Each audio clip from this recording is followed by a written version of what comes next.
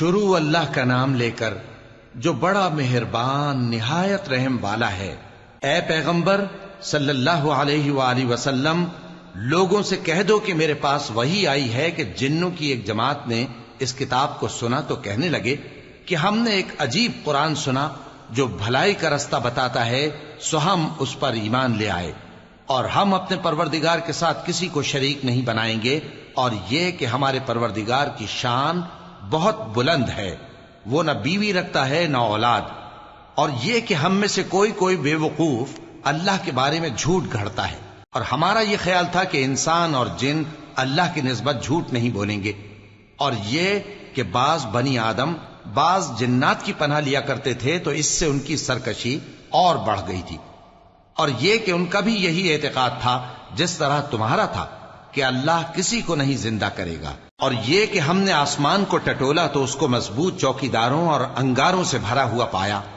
اور یہ کہ پہلے ہم وہاں بہت سے مقامات پر فرشتوں کی باتیں سننے کے لیے بیٹھا کرتے تھے، اب کوئی سننا چاہے تو اپنے لیے انگارہ تیار پاتا ہے، اور یہ کہ ہمیں معلوم نہیں کہ اس سے اہل زمین کے ساتھ برائی مقصود ہے یا ان کے پروردگار نے ان کی بھلائی کا ارادہ فرمایا ہے، اور یہ کہ ہم میں بعض نیک ہیں اور بعض دوسری طرح کے،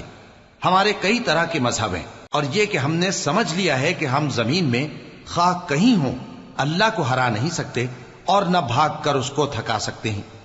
اور جب ہم نے ہدایت کی کتاب سنی اس پر ایمان لے آئے، سو جو شخص اپنے پروردگار پر ایمان لاتا ہے تو اس کو نہ نقصان کا خوف ہے نہ کسی طرح کے ظلم کا،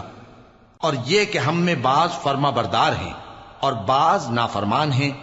تو جو فرما بردار ہوئے وہ سیدھے رستے پر چلے، اور جو نافرمان ہوئے وہ دوزخ کا ایندھن بنے۔ اور اے پیغمبر صلی اللہ علیہ وآلہ وسلم، یہ بھی ان سے کہہ دو کہ اگر یہ لوگ سیدھے رستے پر رہتے تو ہم ان کے پینے کو بہت سا پانی دیتے تاکہ اس سے ان کی آزمائش کریں، اور جو شخص اپنے پروردگار کی یاد سے منہ پھیرے گا وہ اس کو سخت عذاب میں داخل کرے گا، اور یہ کہ مسجدیں خاص اللہ کی ہیں تو اللہ کے ساتھ کسی اور کی عبادت نہ کرو، اور جب اللہ کے بندے یعنی یہ پیغمبر صلی اللہ علیہ وآلہ وسلم اس کی عبادت کو کھڑے ہوئے تو کافر ان کے گرد ہجوم کر لینے کو تھے۔ اے نبی صلی اللہ علیہ وآلہ وسلم، کہہ دو کہ میں تو اپنے پروردگار ہی کی عبادت کرتا ہوں اور کسی کو اس کا شریک نہیں بناتا، یہ بھی کہہ دو کہ میں تمہارے لیے نہ کسی نقصان کا اور نہ نفع کا کچھ اختیار رکھتا ہوں، یہ بھی کہہ دو کہ اللہ کے عذاب سے مجھے کوئی پناہ نہیں دے سکتا اور میں اس کے سوا کوئی جائے پناہ نہیں پاؤں گا،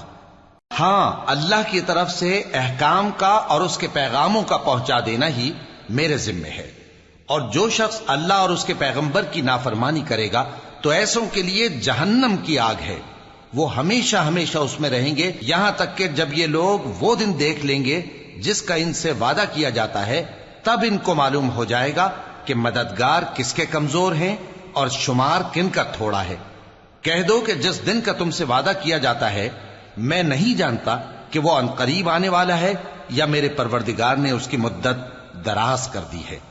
وہی غیب کا جاننے والا ہے، سو کسی پر اپنے غیب کو ظاہر نہیں کرتا، ہاں جس پیغمبر کو پسند فرمائے اور اس کو غیب کی باتیں بتا دے تو اس کے آگے اور پیچھے نگہبان مقرر کر دیتا ہے تاکہ معلوم فرمائے کہ انہوں نے اپنے پروردگار کے پیغام پہنچا دیے ہیں، اور یوں تو اس نے ان کی سب چیزوں کا ہر طرف سے احاطہ کر رکھا ہے اور ایک ایک چیز گن رکھی ہے۔